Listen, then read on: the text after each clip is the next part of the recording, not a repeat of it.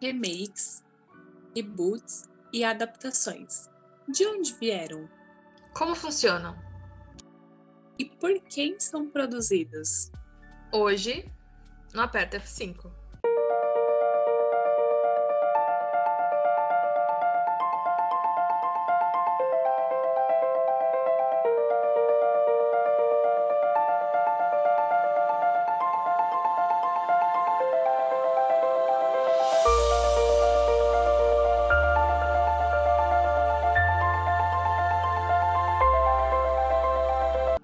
O bom da arte é que ela sempre se reinventa, e o cinema é um dos principais atuantes nisso. Nos últimos tempos, a indústria cinematográfica percebeu que refazer ou adaptar histórias conhecidas e aclamadas pelo público pode ser uma estratégia eficaz para se conectar com uma nova geração de espectadores. O interessante a se destacar é que essas obras, elas podem gerar diversas interpretações, seja em filmes, em séries, em produtos audiovisuais, ou outros aí diferentes. E um dos maiores exemplos é o romance famoso, conhecido de Shakespeare, que é Romeu e Julieta. Nesses casos, aproveita-se o mesmo roteiro, os cenários e os personagens de uma obra cinematográfica anterior, porém trazendo novas abordagens, perspectivas, atualizações técnicas e experiências para o público. É importante ressaltar que isso não ocorre apenas no cinema. Hoje é muito fácil encontrar remakes de música, livros, séries e animações baseadas em obras anteriores. E a explicação, o porquê disso tudo é simples. O sucesso se dá porque boa parte dessas obras foram muito famosas no lançamento, tiveram muita repercussão e apesar dessas mudanças que uma adaptação, um reboot, um remake trazem, elas não interferem e a história que ainda não permanece gravada na memória do público. A definição de adaptação é bem literal. Literalmente se trata de adaptar uma obra de linguagem para outra. Por exemplo, uma literatura para o cinema, a música também para o cinema. A gente pode também trazer o cinema para a TV, o cinema para a literatura, e aí por aí vai, é só deixar a imaginação rolar. Mas aproveitar uma base de fãs existentes que dá aos estúdios mais confiança na viabilidade comercial do projeto não é a única razão. Os filmes mais antigos muitas vezes podem parecer desatualizados em termos de efeitos especiais, narrativa ou contexto cultural. Agora, já os remakes é a ideia de uma história sendo refilmada, que ao pé da letra o remake significa refazer.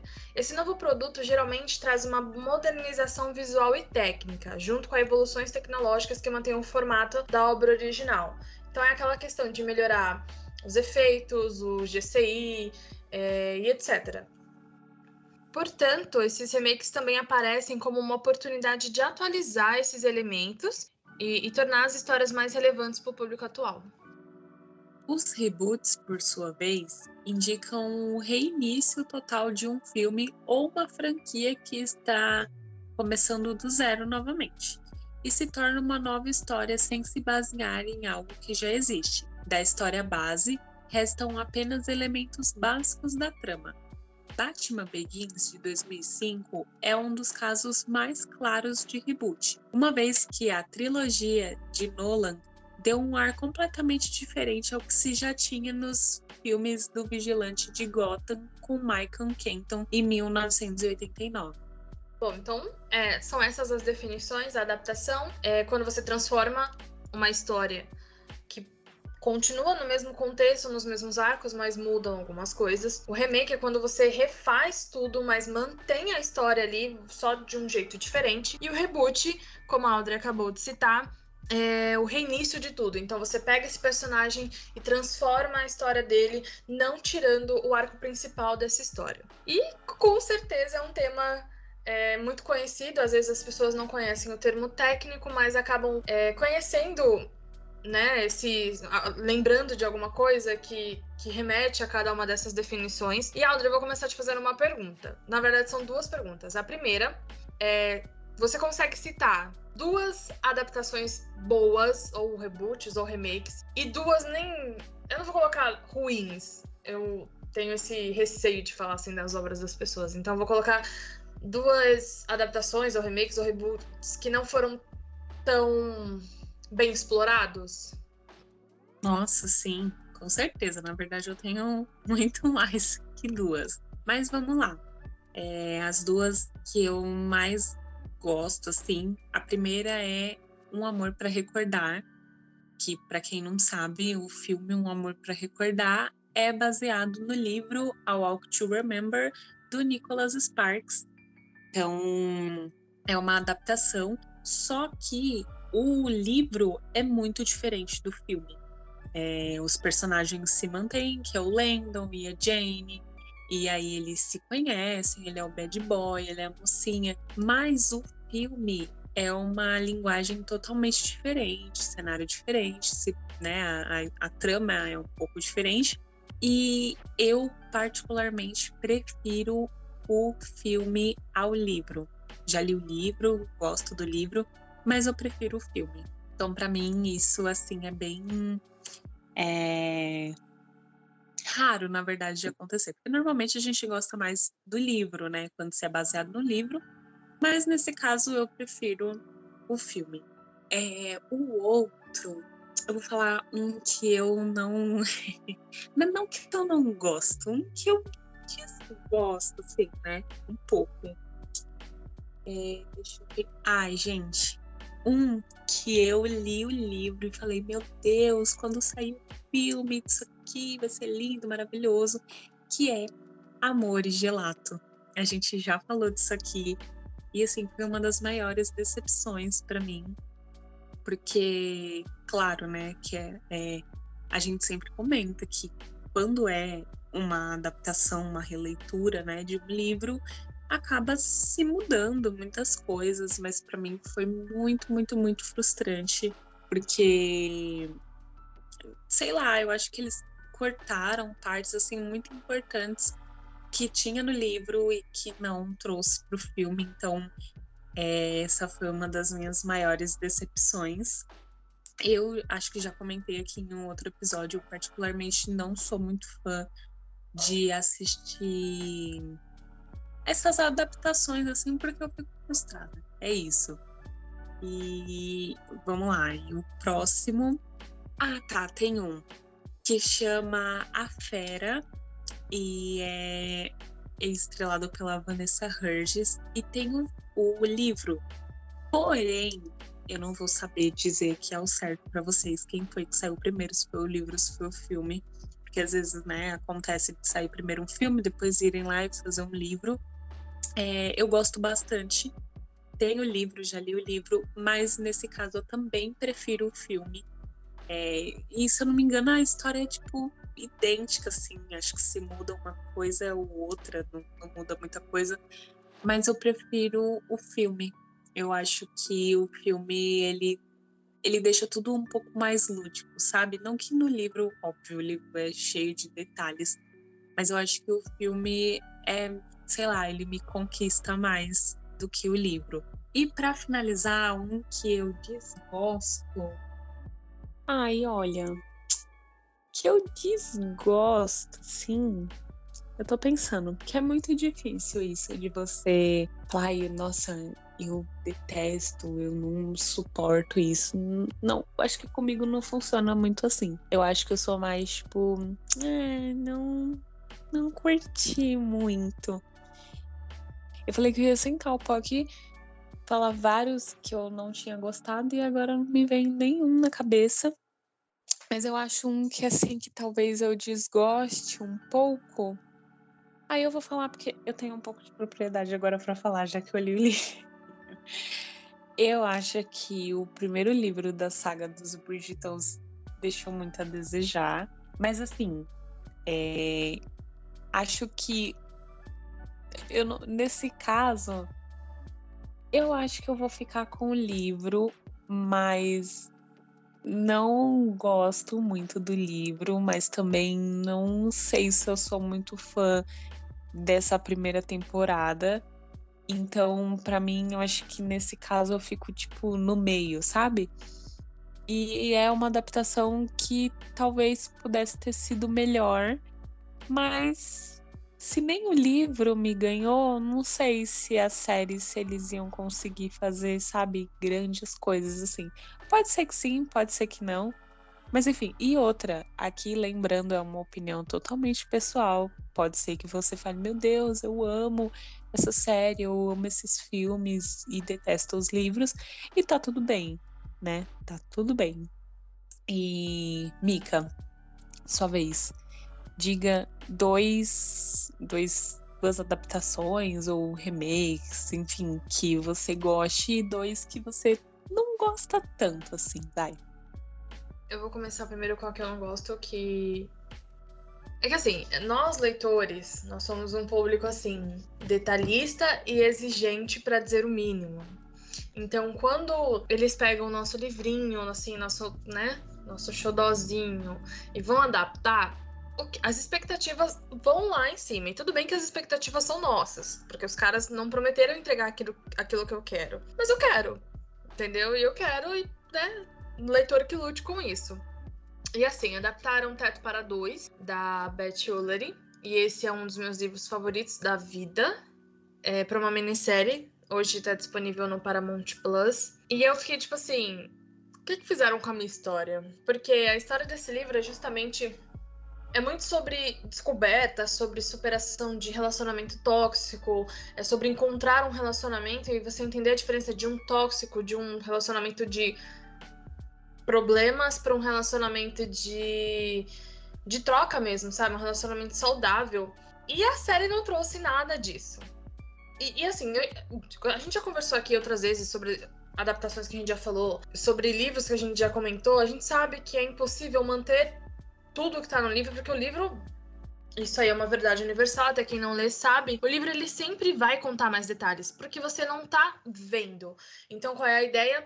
Te dar detalhes para que você possa formar essa imagem, formar a cena, formar a situação na sua cabeça. Já a série, a adaptação, o reboot, enfim, qualquer coisa desse tipo, ela precisa tentar resumir a história e, no meu ponto de vista, manter os arcos principais, para que você entenda o que está se passando, entenda qual é o sentido daquilo, qual é a lição de moral que você precisa levar da obra. Para mim, todas as lições importantes de Teto para Dois não existiram nessa adaptação da série. Foi bem decepcionante, para não falar o mínimo, para não falar que foi assim frustrante pra caramba. Então, Teto para Dois é uma que eu desgosto. Eu tenho também... Ai, gente, isso é muito controverso, porque tem a adaptação tanto de filme e de série para Instrumentos Mortais, que é da Cassandra Clare. Quem gosta de fantasia sabe que a mulher criou, tipo, uns 300 livros desse mundo. A saga principal, acho que é a que iniciou, foi a Instrumentos Mortais. E assim, quando o filme foi lançado, tiveram muitas críticas a respeito do elenco, da atuação, blá blá blá blá blá. E as pessoas não ficaram contentes, mas ok, o filme saiu e depois disso não teve mais continuação. Pra quem não sabe, essa série principal, ela tem 6 livros e só saiu um filme. E aí a história ficou incompleta, quem não leu, quem só assistiu o filme que lute, né, com isso. E aí, beleza, depois saiu a série. E aí a série conseguiu ser... pior? Não vamos usar a palavra pior. A série conseguiu ser ainda mais frustrante que o filme. De novo, esses foram comentários que a gente viu. Eu, particularmente falando, gostei. Claro que não assim, não colocaria, nossa, no meu top 5 de adaptações. Nem sei se eu tenho um, mas se eu tivesse, não entraria. Mas eu acho que são bons. Só que a série conseguiu desvirtuar totalmente dos livros, assim, num nível muito hard. E aí, como eu falei, nós leitores somos um pouco complicados com essa situação, então para mim não fez muito sentido.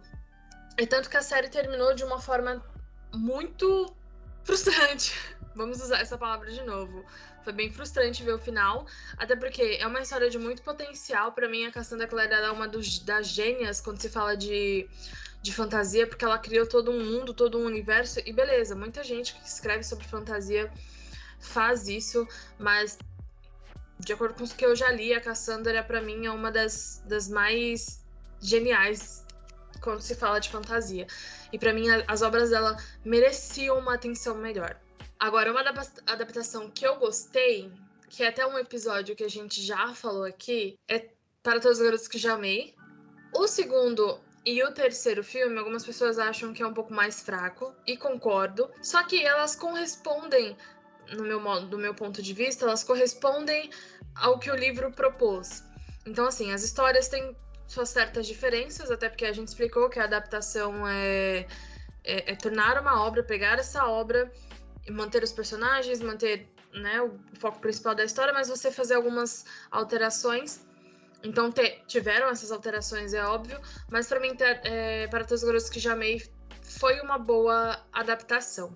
Eu vou falar também de reboots, que eu gosto pra caramba. Porque quem me conhece sabe que eu gosto muito desse universo de super-heróis.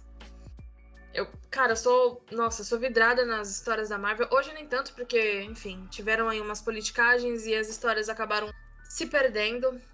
Mas uma das histórias, um dos personagens que eu mais gosto é do Homem-Aranha. E o Homem-Aranha é um reboot, assim, incrível, porque se você for falar da trilogia do Tobey Maguire, pô, o cara é mestre. Se não o melhor Homem-Aranha que já existiu. Aí veio o Andrew Garfield, que apesar de ter tido um roteiro injustiçado, ele conseguiu fazer muito nos 2 filmes que ele teve lançados, que é do Espetacular Homem-Aranha. E aí veio o Tom Holland ali pra De Volta ao Lar e etc, etc, dos filmes dele também. E pra mim a trilogia dele é puro amadurecimento. O último filme é o puro suco do entretenimento, uma coisa assim, sabe, bem gostosa de se assistir. Então esses são reboots que eu gosto pra caramba.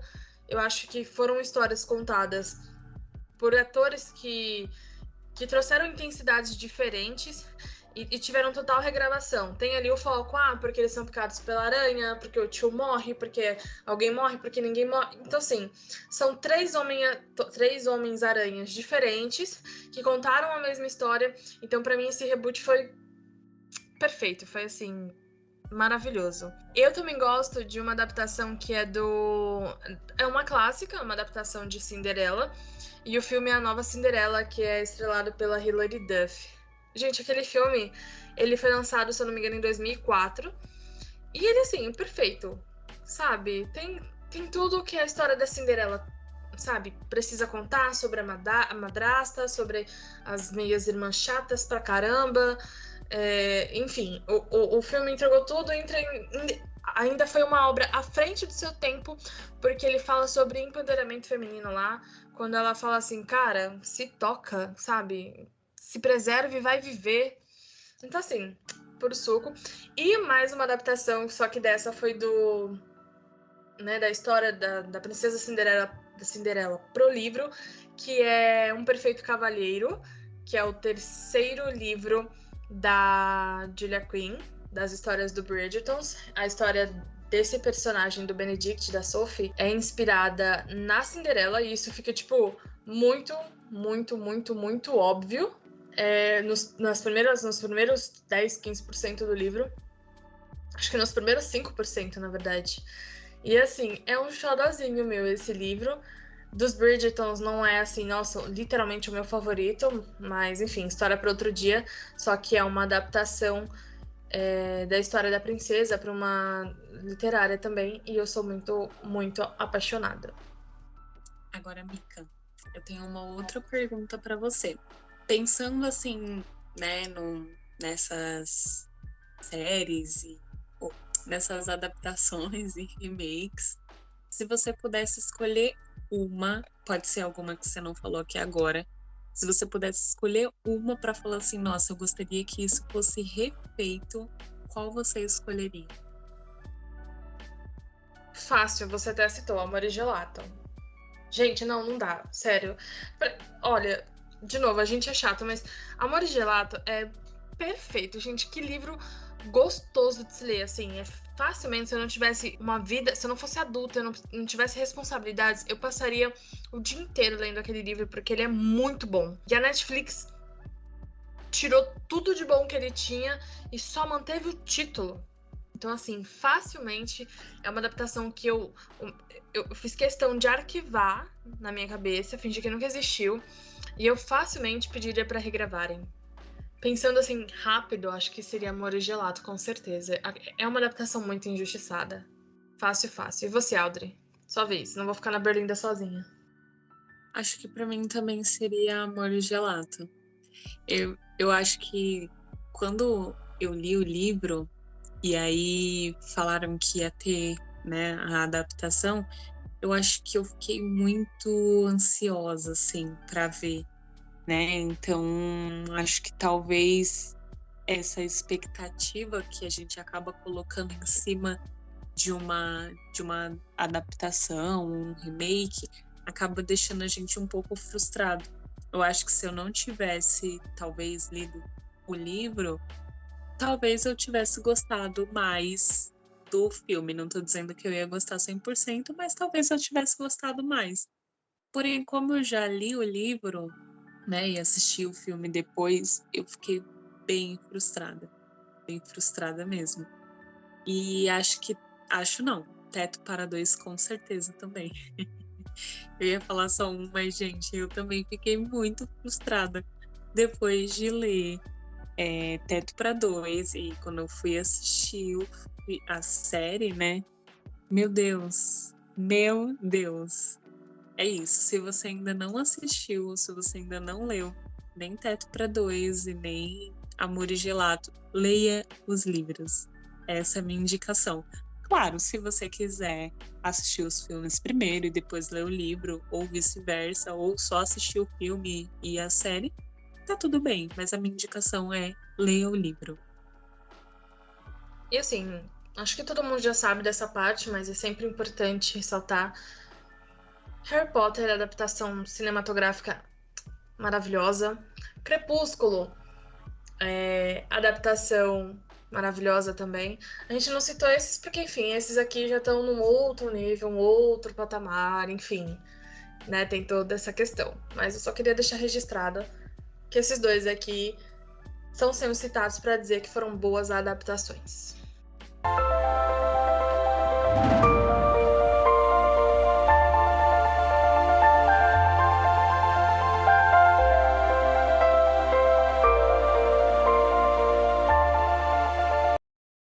Bom, pessoal, é isso. A gente espera ter ajudado aí a entender um pouquinho a diferença entre reboot, remakes, adaptações.